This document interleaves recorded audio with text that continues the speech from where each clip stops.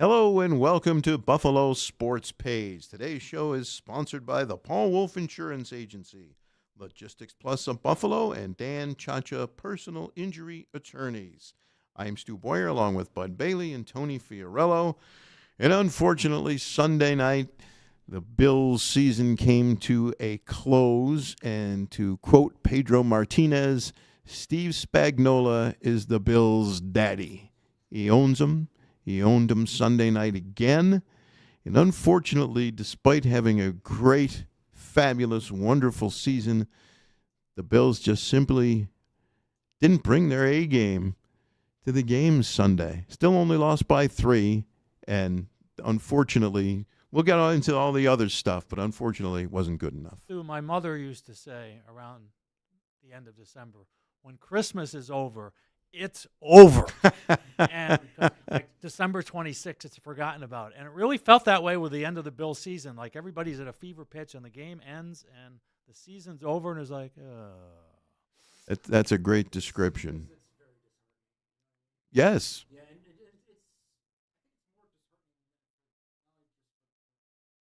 fan base, but for the team itself to know that, you can beat Kansas City as much as you want when it's October and November. But when the bullets start flying for real in January, they can't get over the hump. It's almost like the Yankees and Red Sox, years ago. Well, unfortunately, that game was there for the taking, Yeah. and they couldn't take it, and they got stubborn. It was their best play all year. Wasn't Kansas City knew everything that they were going to do. They knew how to stop them. They wanted Josh Allen to go to the left. He went to the left. They never went to the right. They never put James Cook on the field in that last drive. That's the one guy that Kansas City really couldn't stop was Cook. have you heard a good answer what happened No. to him in the fourth quarter? No. Somebody said he was in the tent at some point in the second half. I did I never not saw see that. that. But I No. don't know if he couldn't play or why that didn't come up. I don't know. He should have been out there. There must have been a reason. I mean, all year they had Ty Johnson and Ray Davis out there as well, but he's the guy.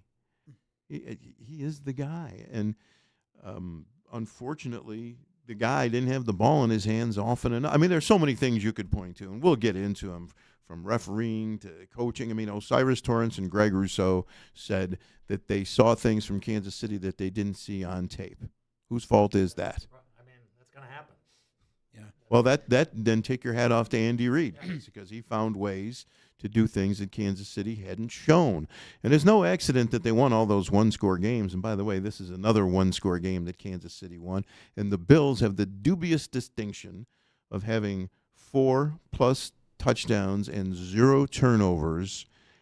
Only 3 teams have lost, I think it's a playoff game or a championship game with those kind of statistics. And the Bills have 2 of those games. It's like 51 wins and 3 losses, and the Bills have 2 of the losses. It's just a crushing defeat. To end a great season that way, Kansas City again, Spagnuolo again, Mahomes beat you with his legs. It's so sad. It's heartbreaking. Let's do with all the list of complaints I've heard about that game in hindsight now. That's fine, and I know it's part of the grieving process. But it was 29-29 with 6 minutes to go. The game was there for the taking no matter what happened in the preceding 54 minutes. To the Chiefs' credit, they got a field goal, and the Bills didn't. Sometimes we overanalyze everything else, but basically when it counted, the Chiefs were the better team and made the play to need. If the Bills make a play in that situation, it might only take one, but it didn't come. Well, and the Bills' defensive line, the best play by a Bills' defensive lineman was made by a journeyman, Jordan Phillips, who took the Chiefs out of the goal-to-go zone where they were going to have to settle for a field goal. Josh Allen got the ball back 3 minutes and 33 seconds in all 3 timeouts. And I'm as big a Josh Allen fan as you can find. I just don't think he got enough help. Joe Brady picked a bad time to not have one of his great games. I mean, where was Cook? The tush push, it wasn't working. Kansas City stopped all the 2-point conversions, stopped us on that tush push. We kept going to the left.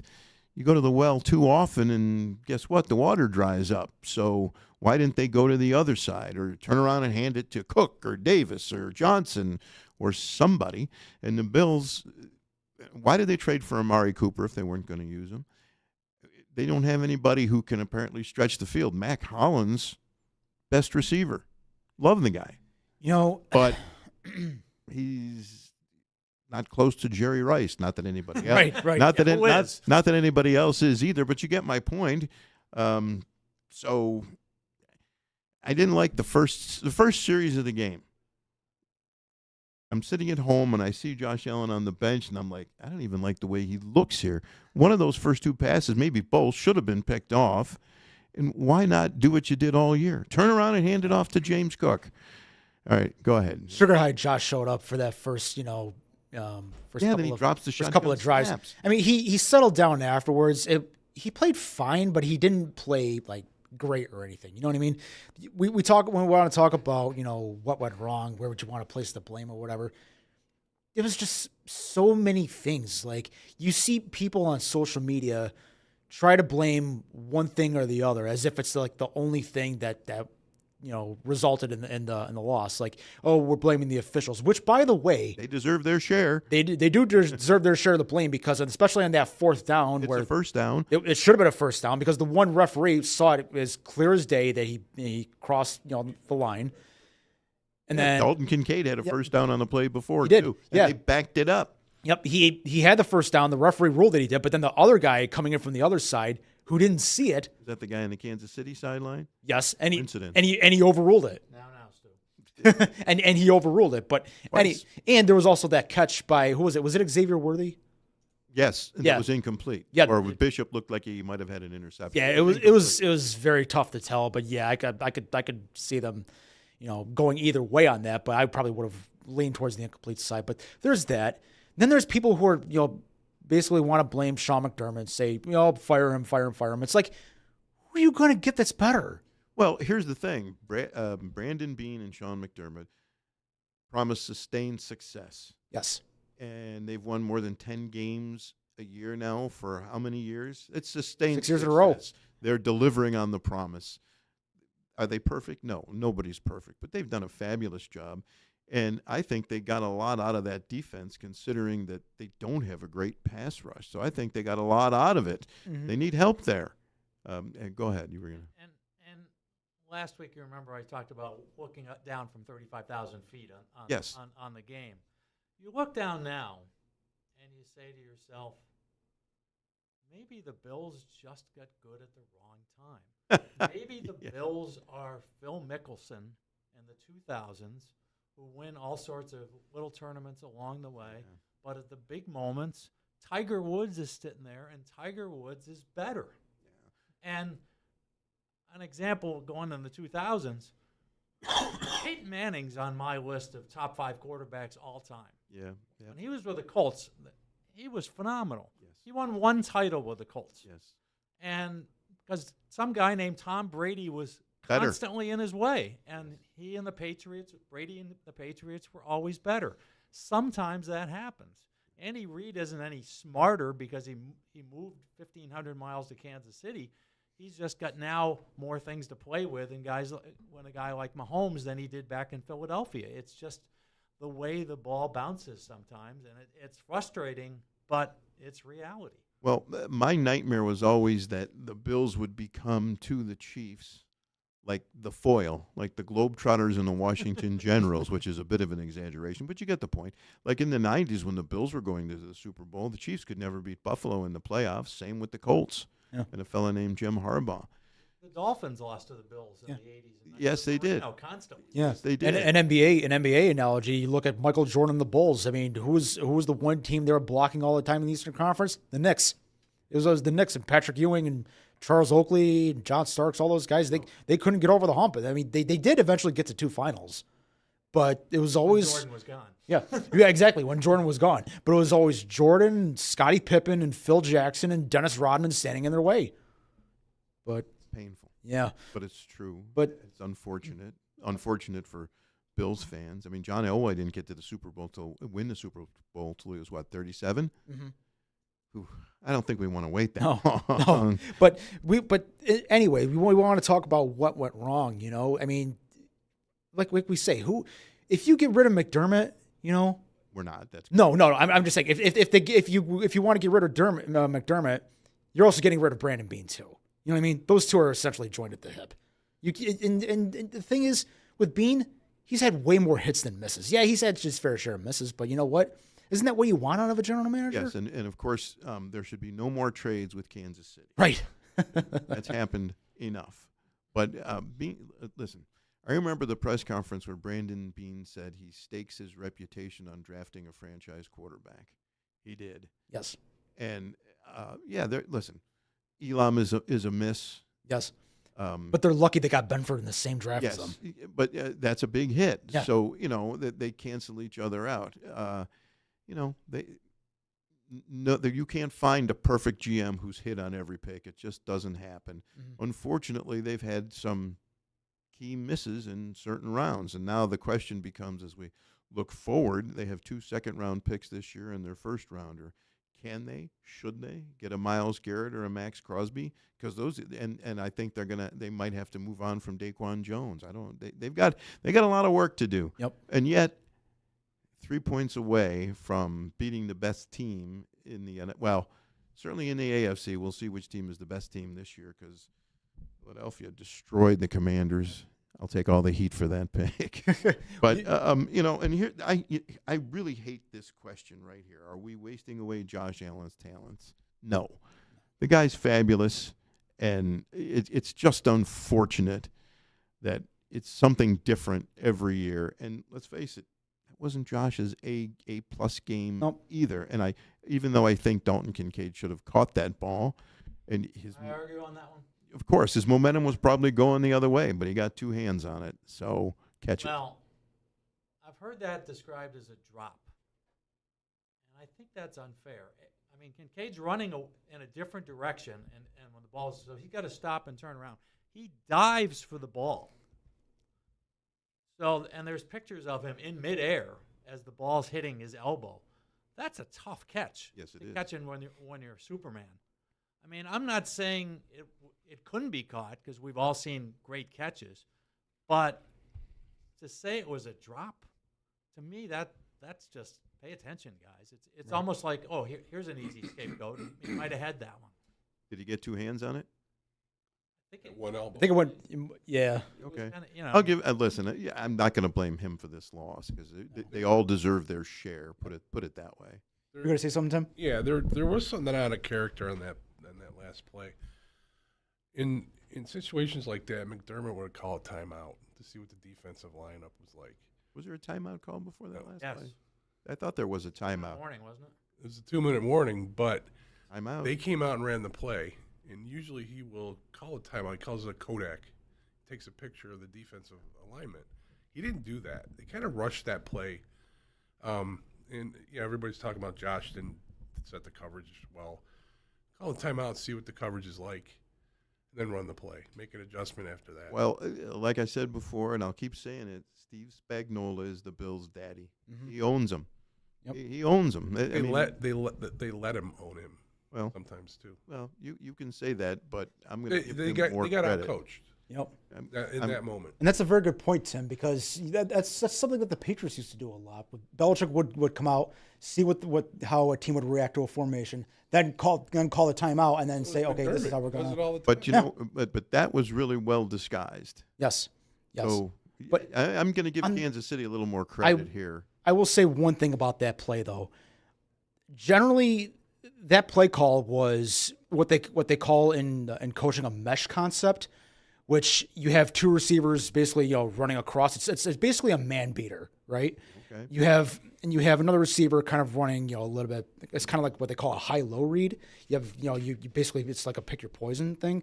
But anyway, what's really screwed that play up? It's a great play, but in that situation it wasn't a great call because it was in a condensed formation where you had the receivers closer to the line of scrimmage. When you have them closer to the line of scrimmage, what does that basically give Kansas City the green light to do? Blitz. And what does Spagnuolo like to do better than any coordinator in the NFL? blitz defensive backs, and right when they came out there, it basically said, okay, they're giving us the green light to bring a cornerback off right into Josh's face, and it's easier to do it when you have the receivers closer to the line of scrimmage because it's a free path, So once they did that, they were dead in the water once they called that play. Well, it was amazing that Josh actually got a throw off because the second he stepped back, he was under fire. And the fact that he got that throw off and it got so close to possibly being caught is somewhat miraculous. But I'll keep saying it. Steve Spagnuolo is the Bills' daddy. Yes. It breaks my heart. It's sad. It's unfortunate. Kansas City's just a little bit better than Buffalo. And had the Bills brought their A game, their double A game, maybe they win this game. But Kansas City has an answer for just about everything. And it's not even just necessarily those plays. I mean, there's so many other areas that didn't show up. You know what I mean? DeMar Hamlin wasn't very good that Greg game. Rousseau had a tough night, I think. Von Miller only got 16 snaps. The last I checked, McDermott and Babbage were supposed to be, conserving his snaps for games like these. Why was he only on the field for What only impact 16 did he snaps? have in those 16 snaps? Not much. Okay, well, Not much. Why would you give him more snaps? But I mean, he with more snaps against Denver and against Not Kansas Baltimore, that's true. But at the same time, you're paying him to rush the quarterback. City. Yeah, I guess. Like I said last week, Chuck Knox, what we do is more important than what we say. Yes. That's true. And That's with true. Cooper and Miller, and they're saying we don't think those guys can contribute enough to be in the field regularly. And I do really hate that question. Are we wasting Josh Allen's talents? Did the Dolphins waste Dan Marino's talent? None of us wrote it, so we're Yeah. not clear. Okay, yeah. No, they're not wasting it. Benford's injury hurt a lot too. Yes, that was horrible. Yeah, we had That's having one of to the put few Kyrie guys Elam they in. could- Yeah. That was one of the If few. anything, the Bills were lucky because they were picking on him for like the second quarter and having all sorts of success, and they went away from it. I don't know if suddenly the Bills decided to double team his man all the time, but the abuse, which you were ready to call the authorities there at one point, like you or me being out there. Maybe They you were got lucky me. it stopped. Yeah, it was just what went wrong. Everything that could go wrong. The offensive was- line probably was had bad. their 6 worst game of minutes the year. ago, it's time. Yes, and I know Josh's critics will say 3 minutes 33 seconds with the ball, 3 timeouts, couldn't get it done. And It's a team sport driven, I guess, by individuals making plays, and maybe not enough guys made plays for Josh. Josh, obviously, he's going to take the blame. He didn't do enough in that time either, and that's that the comes way it with is. a $40 million paycheck. But That's again, what it is. Bills are in the same situation last year Yes, at home. yes, and Had the ball down 3. They wound up missing the field goal. yes. Different sort of tragedy from a Buffalo standpoint, but a Same. similar outcome. Same result. So, listen, I could watch Josh Allen play football from now until the end of time. He's fun, he's exciting, he's talented, he's great. Fabulous throw to Hollins for the touchdown. Clutch throw to Samuel for the touchdown. The other throw to Hollins at about the 2-yard line. It's another great throw. It's unfortunate it wasn't 3 yards further for another touchdown. But, what went wrong? Where do I place the blame? Little bit. Everybody gets their share, Yep. Everybody does. including the officials. Yeah, so I'll be very surprised if they don't move on from their special teams coach Matthew Smiley. I mean, it's one game, it's one blunder per game. It just seems like that, and especially that big punt return. I mean, too. the 41-yard return. Yeah, it just seems like every single game there's a big blunder on special teams, and you got to do something there. That's that area, I think. Well, you may be right, and then go ahead, Tim. There's something you want to. Well, add. if And we're gonna gonna take a break. if we're gonna close this out, I'm the eternal optimist here. I'm gonna look forward to next year. No, I get that. One thing Dean Dawkins has said throughout the season is like we need to be the 1 seed. Yeah, that's true. That's their one thing they haven't had yet in this rivalry with the Chiefs. They play the Chiefs at home, the Bengals at home, and the Ravens at home next year. Okay. If they run the table at home, they got tiebreakers over what we can think is their competition for next year. So it's just something to think about. Well, it's a very good point, but they were home against Kansas City last year, so until they Wow. beat the Chiefs when it matters, Grasping at straws here. But listen, I'm trying to be optimistic. Listen, I've rooted for the Guardians my whole life. I've rooted for the Bills most of my life. To root for those teams, you have to be an optimist. Right. All right, we're going to take a quick break, and we'll be back on Buffalo Sports Page after this. Need an electrician? Empire Electric is your residential wiring specialist. New builds, service upgrades, lighting, generators, you name it, Empire does it with hundreds of 5-star reviews that speak for themselves. Call Empire Electric today for your free estimate. Education has power. Binghamton University students discover it, apply it, unleash it. Unleash your education today. Just results. Your life can change in an instant after an injury. You need a trusted partner at your side. Hi, I'm Dan Chacha. At Dan Chacha Injury Attorneys, we're here to help you navigate the challenges you'll face. Our dedicated team fights tirelessly for your rights, ensuring you get the compensation you deserve. Don't worry, Chacha's got you. Call Dan Chacha Injury Attorneys today for a free consultation. Your injury is our priority. Call 648-3030. Just results. Western New York Immediate Care. Since 2005, our hometown urgent care walk-in clinics have been committed to providing the highest quality urgent care for the Western New York community, with 4 convenient locations in Amherst, Buffalo, Depew, and Orchard Park. We are open every day, including holidays. Walk-ins welcome or reserve a time. We have on-site labs and x-rays, and you'll always see an in-person provider. Visit wnyimmediatecare.com.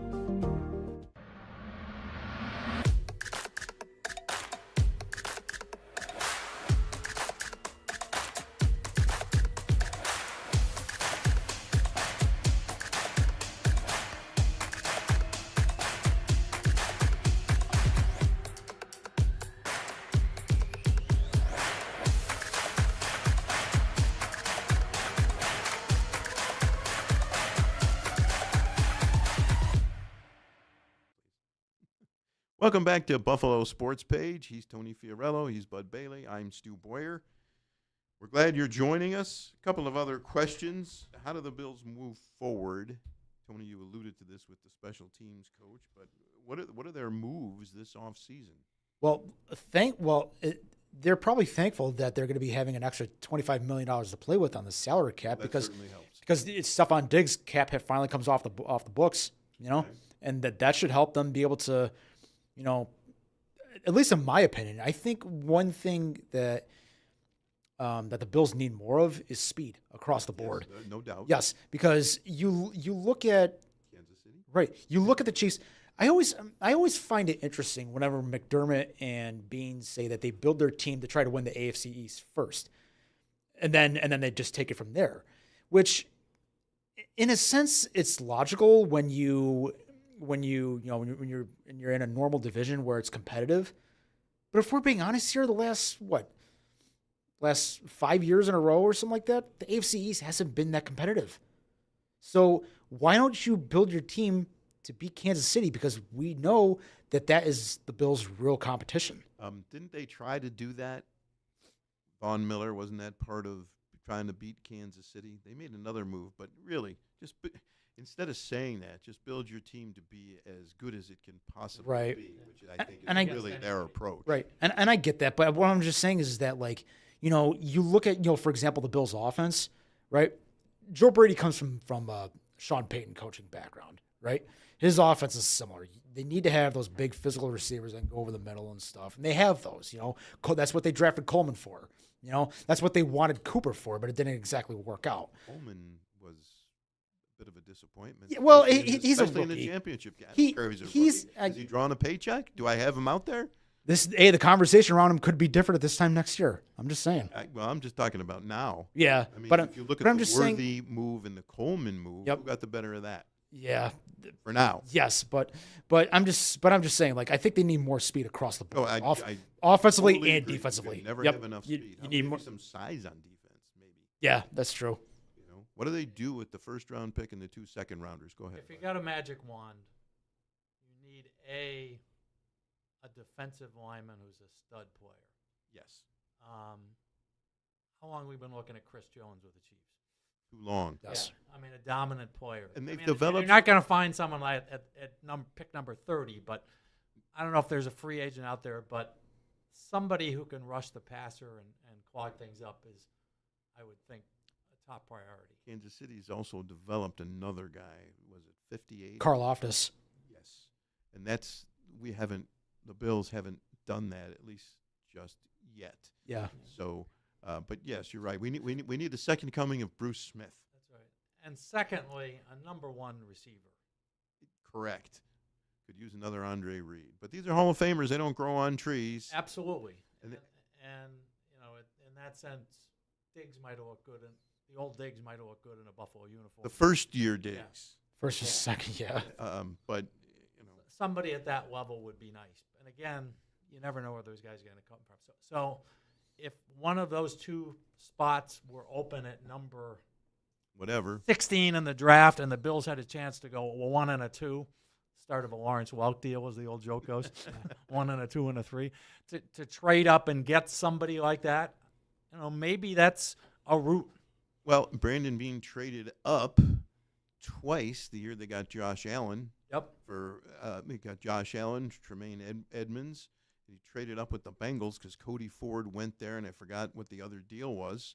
But he made a couple of moves, and we need big baller Beane to step up and make another couple of big deals. I mean, this team is – what's so frustrating is this team is so good and so close, and yet they fall just short again because Kansas City is just a little bit better. For what it's worth, I mean, yesterday Andrew Berry, the general manager of the Cleveland Browns, said that Myles Garrett wasn't available for any price.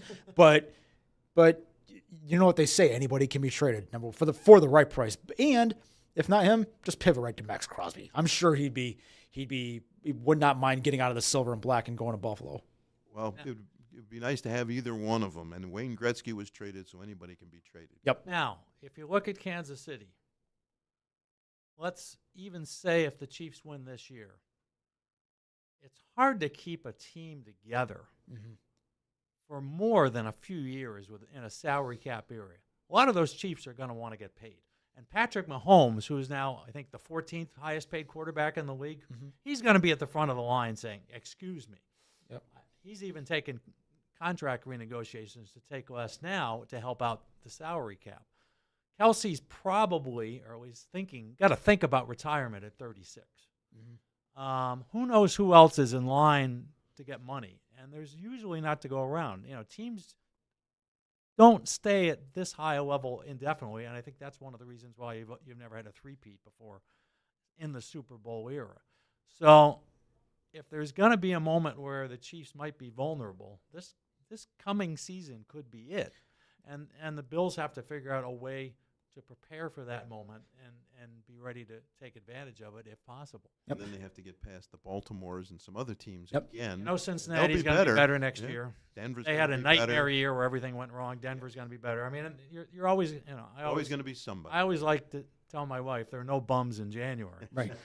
The first guy to probably get paid for Kansas City is probably Trent McDuffie. I mean, he was taken in the same year as Elam. Had to bring that up. Listen, I know I'm not convinced. Well, anyway, that's a conversation for another day. What I was going to say, but I think he's because once after your first 3 years, that's when you can start talking extension for a first round guy. So he's going to be up for a contract, and then eventually they got to pay Carl Loftus and all these other guys. But like Bud said, I mean, you can't keep the band together forever. Well, I don't really want to pin my hopes on that. It's a fair point and a good point, but to me, it's more about what the Bills do than what happens there, because they're the ones that have to get over the hump. We're going to take a quick break, and we'll be back with Buffalo Sports Page after this.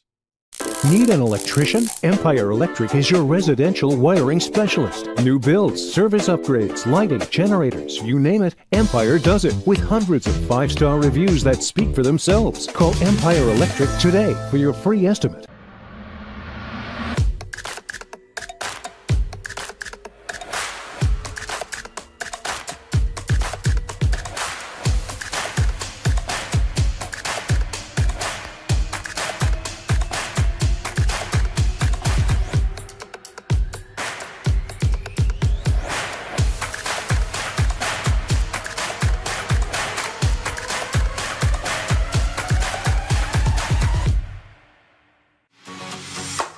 education has power.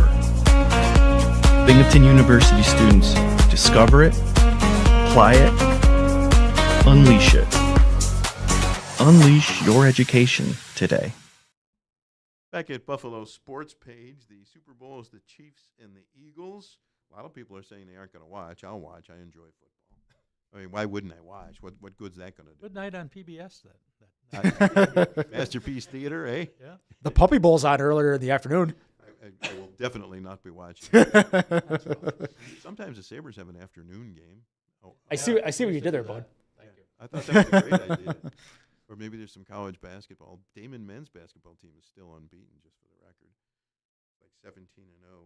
So, 3 questions. We're not going to get into the keys for the game. Obviously, Kansas City has to figure out Saquon Barkley and Philadelphia, Patrick Mahomes, and so on and so forth. Big question: do you trust the NFL officiating? Yes, You do. I do. And you? I think it's a tough game. They're trying. They've got a lot. They're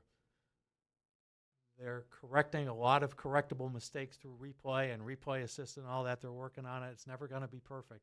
That is true. But I will say that I noticed a tweet from an acquaintance in Kansas City who said, how come the Chiefs got 20% of the calls and 80% of the complaints are from Bills fans?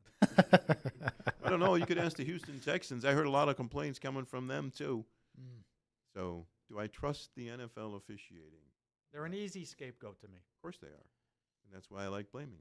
Yeah, I tend to blame the league more than the officials. they're on They the- have technology to do this stuff that they haven't figured out yet. they're on the same level as NHL officiating. To be totally honest with you, I mean, I understand. Job. You have to start out perfect. And get better. I understand that they're both fast and physical games, and therefore it's a tough thing to do. But it's at the same time, it's like there's things that we know that they can get right and they can get better. But Well, how about just spotting the ball correctly? yeah, Don't let the guy on the Chiefs sideline overrule the guy on the top who has a view of the ball. Don't let that guy overrule the other guy. That's on that guy who let that guy overrule him or something like that. Stu, this is 2025. Why not 1980 anymore? Why are we still measuring first downs with a chain and with a chain gang? 2 old guys. I did a chain gang once. Worst experience of my Really? life. When I left Erie, PA, before I came to Buffalo, I stopped in Rochester, and Brighton High School, my high school, had a JV football game. So I walked up to the high school from my parents' house, and hey, buddy, we need somebody for the chain gang. You want to do it? Sure, I'll do it. I got yelled at for 3 hours. You got to be over here. You got to do this. You got to do that. I'm like, okay, I'm not doing this. I remember doing a chain gang once. I think it was in high school. I had a kind of volunteering for I think it was a modified game or something like that. And you're absolutely right. That was not enjoyable. My But- father knew the guy who did the Bills chain in the 70s, Henry, and he said the most interesting thing my dad got out of him was that the coach who was the worst abuser of officials verbally from his spot on the sidelines was Don Shula.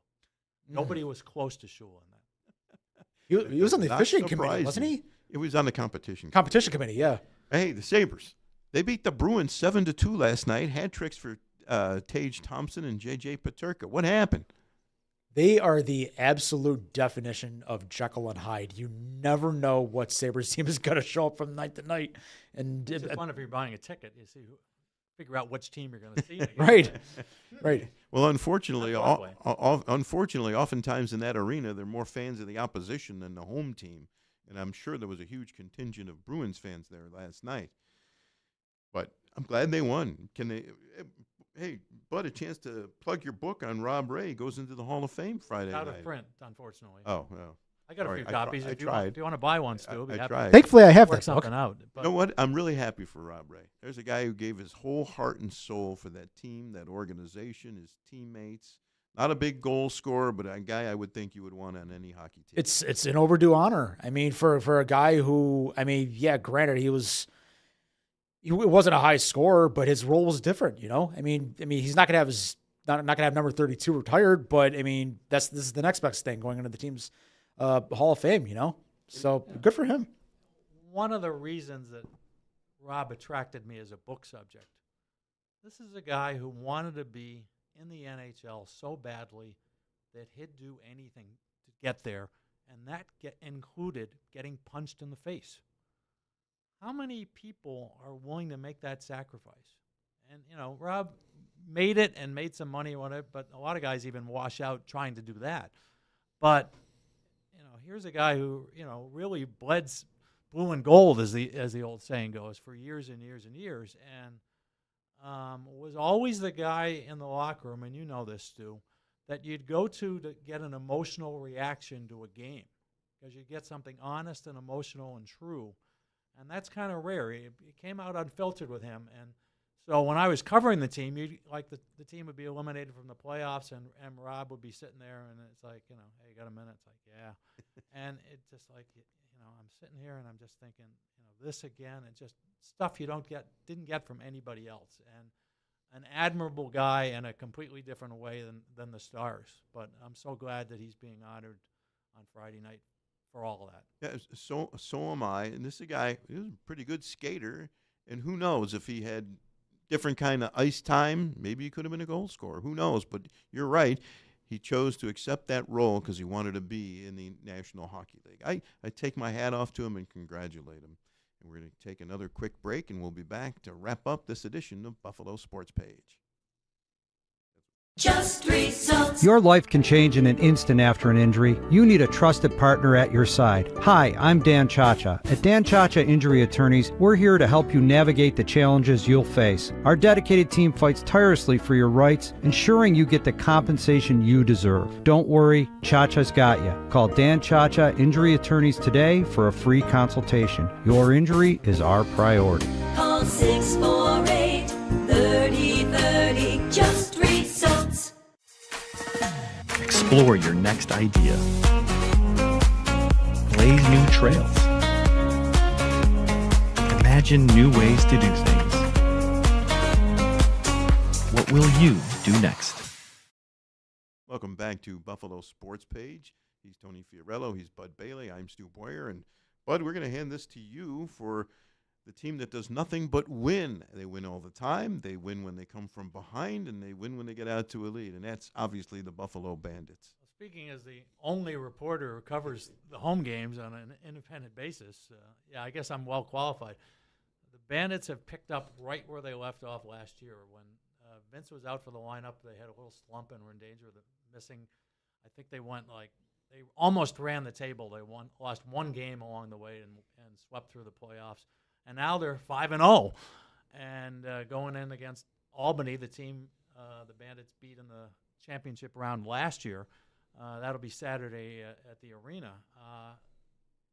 Guys like Byrne and Smith are just playing at a level that's higher than anybody else. Byrne had 6 goals on 7 shots in the first half. Wow. That's absurd. I said, he had a King Midas touch. Everything he touched turned to goal for the first half. Pardon the pun.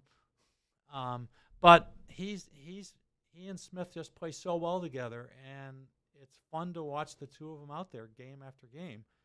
And Steve Dietrich, the general manager, has done a great job of putting the surrounding pieces together. And Matt Vince, who I've always said is the best goalie I've ever seen, and I've been covering this league since 2009, has to be the best goalie in NL history, in indoor lacrosse history, and a Canisius product who played defense in the outdoor game, by the way. So I don't see anybody that can come close to beating him. Everybody else in the league has lost 2 games. They're at 0. So they're just dominating the league right from the start. It's amazing that organization went from Johnny T, Stainhouse, and all that group to this group without missing a beat. There were a couple missed beats, but it didn't last long. No, it was 1 year where they didn't win. A couple odd years. And they had the Kilgores. They just didn't win a championship for but they went deep X into years. the playoffs. Yeah. So they were usually good. They're a perennial powerhouse, and we take our collective hats off to them. All right, let's start wrapping this up with some final thoughts about whatever you want. Super Bowl, Bills, Bandits, Sabres. So go ahead, Tony. You go first. See, I knew this was a tough one because we're so disappointed about it. Yeah. It's got to be another one of those long off seasons where you're just got to be wondering how in the world are they going to be able to get over that hump, and how are they going to be able to finally break through. And it's going to be a long one to sit there and think about, So But McDermott and Bean, they'll have their hands full trying to figure that one out. I'm sure they've got a good handle on what they need to do. The question is, will they be able to do it?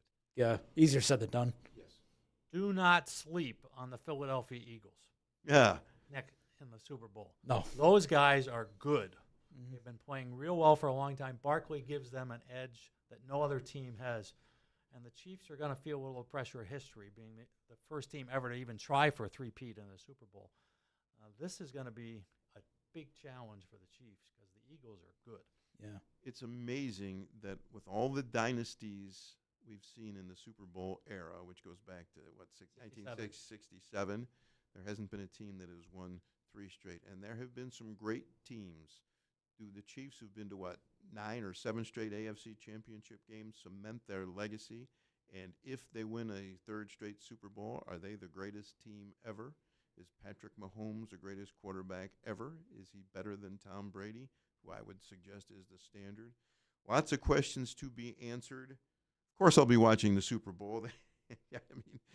Because I enjoy football, I enjoy sports. We'll get into more Super Bowl talk next week, of course. But to Bud's point, I mean, that Philadelphia offensive line is just unbelievably good, and putting Saquon Barkley behind them, that's an absolute cheat code, especially because they can't load up sell out to stop the run on every single play, because you have to be able to, roll coverage towards A.J. Brown and Smith and Goddard and stuff. It's just crazy. Can Brandon Beane pull that kind of rabbit out of his hat with the way the Eagles GM did? I don't know. I feel like I should be asking questions like the Rocky and Bullwinkle narrator. For those of you who are too young, it's a great cartoon show from back in the day. Who was that narrator? William Conrad. Oh, that's right. From Jake and the Fat Man, another old TV Another show. Well, anyway, we want to thank you all for joining us. For our producer, Tim Gardner, who chips in with some great thoughts, Tony Fiorello, Bud Bailey. I'm Stu Boyar, and we'll see you next week. Hope you enjoyed the show.